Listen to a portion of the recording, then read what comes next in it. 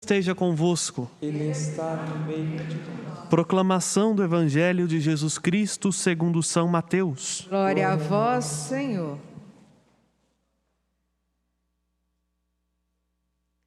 Naquele tempo, disse Jesus aos seus discípulos: ouvi a parábola do semeador.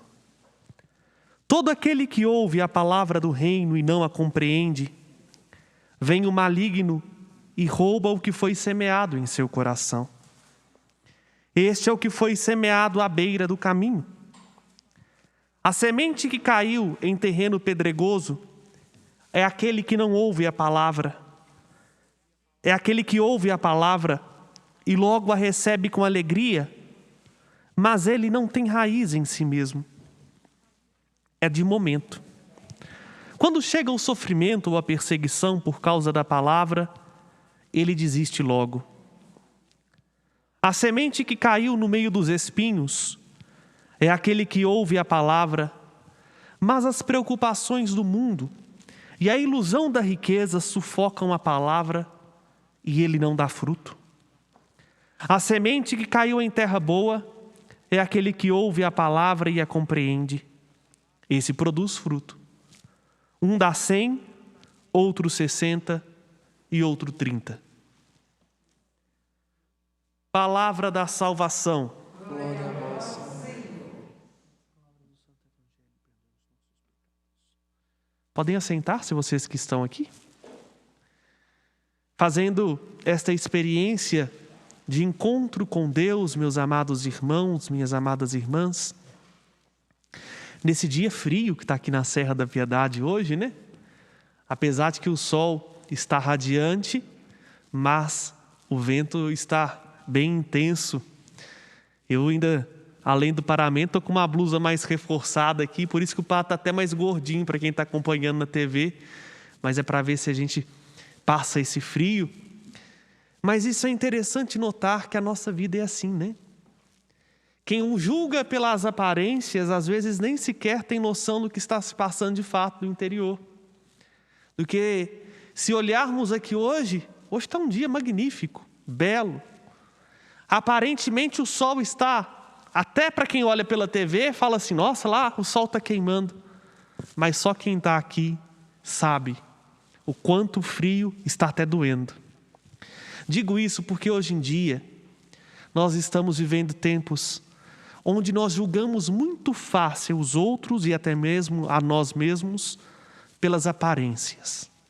Por aquilo que os nossos olhos conseguem ver e até onde a nossa razão consegue chegar. E pouco temos a coragem de nos colocar no lugar do outro, para sentir o que o outro sente, para entender por que fulano age desta maneira, por que ele fala assim, por que eu sou assim e por que eu faço desse jeito.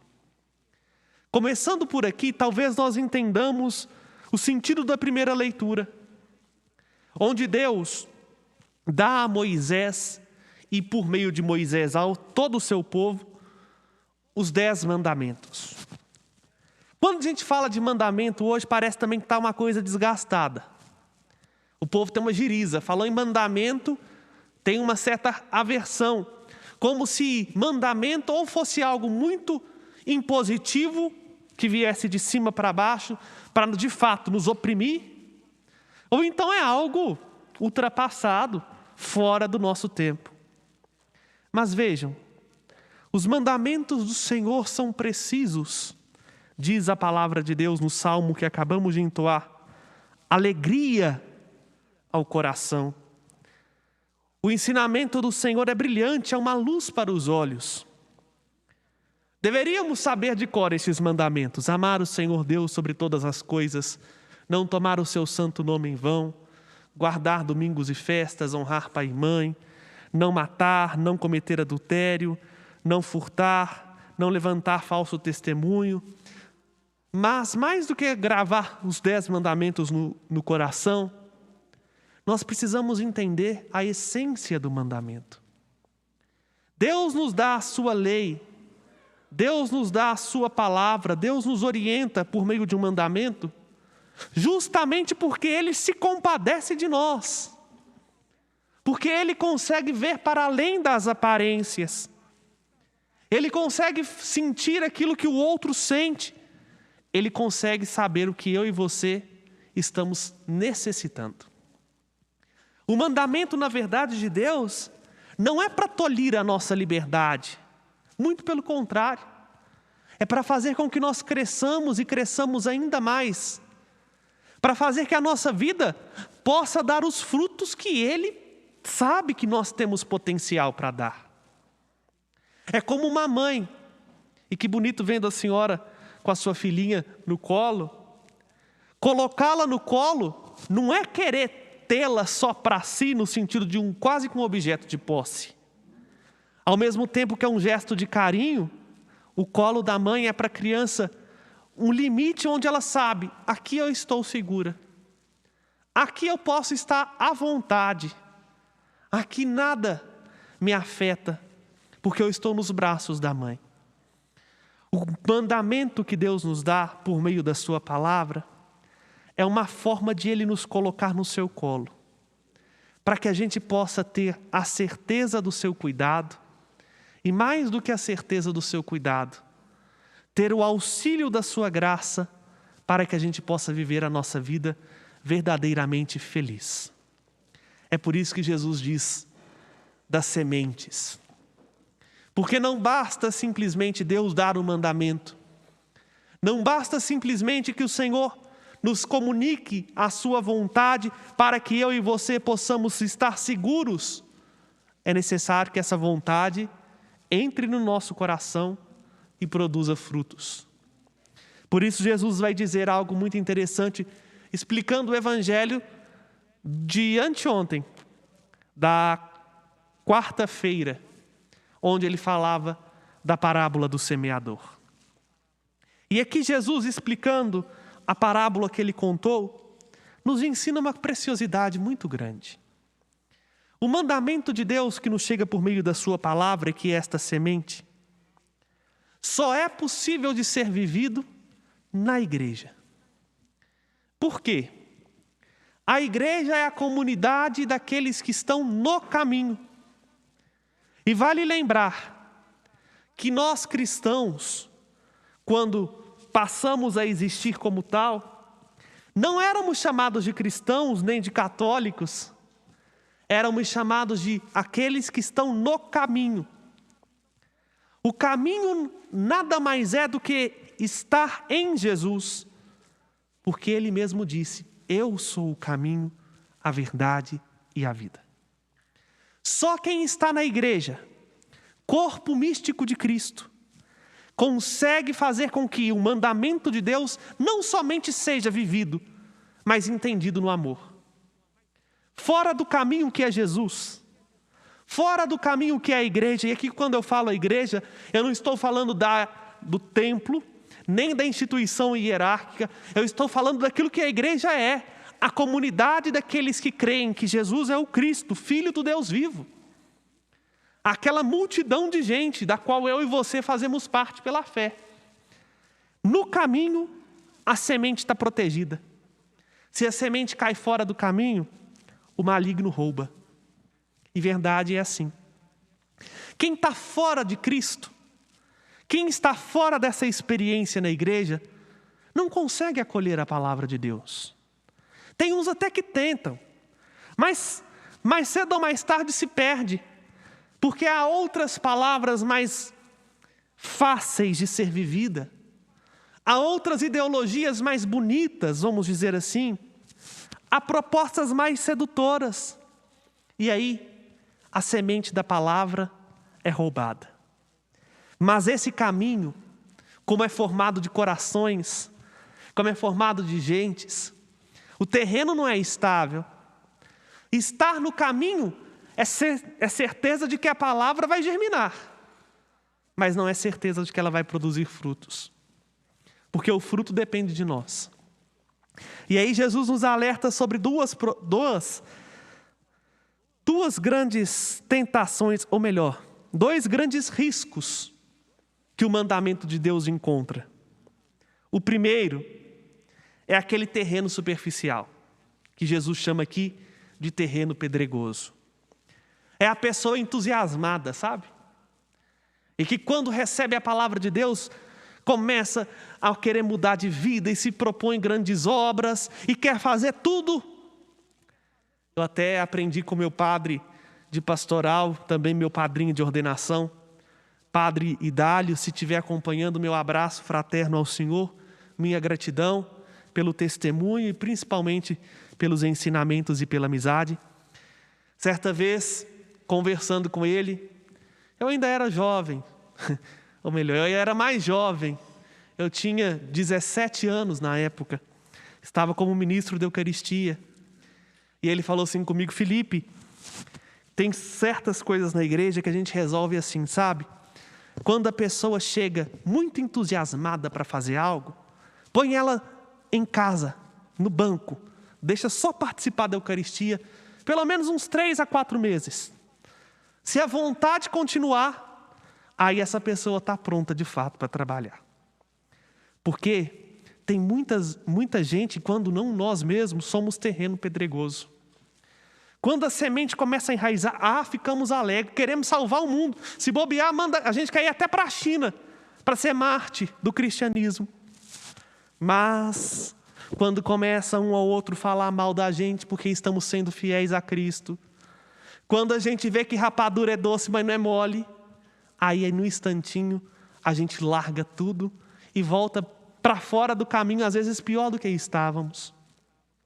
Para dizer assim, o que falta nesse terreno, o que falta nesse coração é a perseverança. A falta de constância é um risco para que o mandamento de Deus não enraize no nosso coração. Por isso, o segredo do Padre Dália é de fato sábio. É dar tempo ao tempo, para a gente perceber que estamos fazendo algo não por um entusiasmo fútil, passageiro, mas estamos fazendo algo porque primeiro tocou o nosso coração. Primeiro mudou a gente, alimentou. E só assim a gente pode alimentar os outros. Então, um risco. Primeiro, fora do caminho, os mandamentos de Deus são duros, são pesados. Fora de Cristo a gente não consegue, o maligno rouba. Mas estando em Cristo, precisamos tomar cuidado com a falta de constância, a falta de perseverança. Mas há outro risco que também cerca-nos para que esse mandamento não produza frutos em nós, são os bens materiais, o coração sufocado de preocupações. Tem gente que é assim. Começa numa via realmente que vai dar frutos e frutos de santidade. Mas aí começa a colocar o foco não mais em Deus, mas nas coisas que está perdendo, no tempo que está abrindo mão, nos bens materiais que não tem, no fulano, no ciclano do Beltrano que ficou em casa e eu queria estar em casa, mas estou aqui na igreja. Ou eu queria estar lá na sala vendo TV, mas eu estou aqui rezando. Eu queria estar com os meus amigos no bar, mas eu estou cuidando dos pobres. Aí as preocupações começam a sufocar. Outras, o que começa a sufocar a semente é o desejo de ser grande, porque começa a trabalhar na vinha do Senhor e as pessoas começam a vê-lo, a ser visto. Aqui vou abrir um outro parênteses e falar de mim. Isso aqui, essas câmeras, é uma grande tentação para nós que estamos do lado de cá delas. Porque, querendo ou não, a gente chega a muitos lugares. Nesse momento, eu não sei nem dizer quantas pessoas estão unidas a nós aqui. A última vez que eu fiquei sabendo, só pela rádio, eram mais de 60 mil pessoas que estão ouvindo a missa. Fora a TV e YouTube. E aí, se a gente acha que as pessoas estão aqui por causa de nós, aí o nosso coração começa a se iludir. É a ilusão de ser grande. A ilusão de querer aparecer. E aí a vaidade vai tomando conta de nós. E pouco a pouco, a gente já não dá mais do Evangelho, mas começamos a dar de nós mesmos, porque a semente da palavra foi sufocada pelo desejo de ser grande, pela tentação do mundo. Esse risco de sufocar a palavra, nós precisamos tomar cuidado, se quisermos de fato vivermos o mandamento que o Senhor nos propõe. E cantarmos como o Fábio cantou. Desculpa, eu não sei onde o Fábio tirou esse refrão, mas por providência de Deus ele é útil. Senhor, só Tu tens palavras de vida eterna.